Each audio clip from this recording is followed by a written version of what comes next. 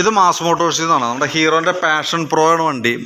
Hero passion pro വണ്ടി complaint എന്ന് പറഞ്ഞാൽ ക്ലച്ചിൻ്റെ കംപ്ലയിൻ്റ് ആയിട്ട് വന്നിരുന്നു. അതായത് വണ്ടി നല്ല രീതിയിൽ റേസ് ആവും, വണ്ടി അതനുസരിച്ചുള്ള മൂവിങ് കാണിക്കണില്ല. അപ്പോൾ നമ്മൾ ചെക്ക് ചെയ്യാൻ വേണ്ടിയിട്ട് അഴിച്ചാണ്. ഓൾറെഡി ക്ലച്ച് ഡിസ്ക് കംപ്ലയിൻ്റ് ആണ്. അപ്പോൾ ക്ലച്ച് ഡിസ്ക് കംപ്ലയിൻ്റ് ആയിട്ട് നമ്മളത് മാറ്റാനായിട്ട് അഴിച്ചിട്ടുണ്ട് കേട്ടോ. അപ്പോൾ ക്ലച്ച് ഡിസ്കും പ്ലേറ്റുമാണ് നമുക്ക് മാറ്റേണ്ടത്. അതായത് ക്ലച്ച് ഡിസ്കും പ്ലേറ്റ് എന്ന് പറയുമ്പോഴത്തേക്കും ദീവനായിട്ട് കേട്ടോ.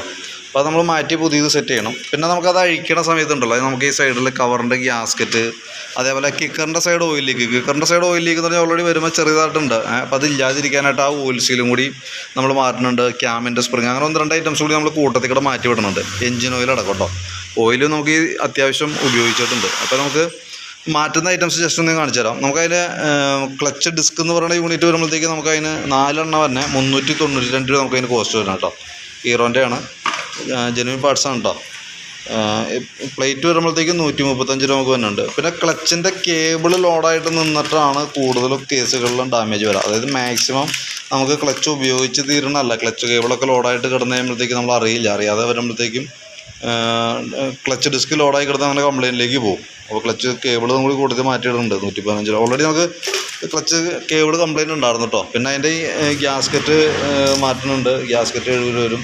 പിന്നെ അതിൻ്റെ ഓയിൽ ബോൾട്ടിൻ്റെ വാഷ് ഓറിങ്, ഇതാണ് ആ കിക്കറിൻ്റെ സീലിലേഴ്സ് പറയുക. കിക്കർ സീൽ, അതിൻ്റെ ക്യാമിൻ്റെ സ്പ്രിങ്, ഈ പറഞ്ഞ ക്ലച്ച് ലിവറിൻ്റെ ക്യാം ലിവറിൻ്റെ ഓറിങ്. എഞ്ചിൻ ഓയിൽ നമുക്ക് കമ്പനി ഓയിൽ യൂസ് ചെയ്യാം. ഹീറോൻ്റെ ജെനുവിൻ ഓയിലാണ്. നമുക്ക് 900 ml വരുമ്പോഴത്തേക്കും 380 രൂപ നമുക്കതിന് കോസ്റ്റ് വന്നു കേട്ടോ. ശരിക്കും പറഞ്ഞാൽ ഒറിജിനൽ പാർട്സ് മാത്രമാണ് കൂടുതൽ നമുക്ക് ധൈര്യമായിട്ട് ഉപയോഗിക്കാൻ. ജസ്റ്റ് ഇപ്പോൾ എഞ്ചിൻ ഓയിലൊക്കെ നല്ല രീതിയിൽ കറക്റ്റായിട്ട് മാറ്റി കൊണ്ടുനടക്കുകയാണെന്നുണ്ടെങ്കിൽ നമുക്ക് വേറെ ഡാമേജിലേക്കൊന്നും പോവില്ല. അപ്പോൾ ജെനുവിൻ പാർട്സ് യൂസ് ചെയ്യാനാണ് ഏറ്റവും ബെറ്റർ, ഏറ്റവും നല്ലത്. കാരണം എന്ന് വെച്ച് കഴിഞ്ഞാൽ ചില ഓയിലുകൾക്ക് നമുക്ക് ഈ പറഞ്ഞ 380 400 400 രൂപ വരെയും ചെയ്യും. ഓൾറെഡി നമുക്ക് അതിൻ്റെ എത്ര പെർഫോമൻസ് അത്ര നമുക്ക് ധൈര്യമായിട്ട് നമുക്ക് നോക്കിയെടുക്കാൻ പറ്റിയെന്നും വരില്ല കേട്ടോ.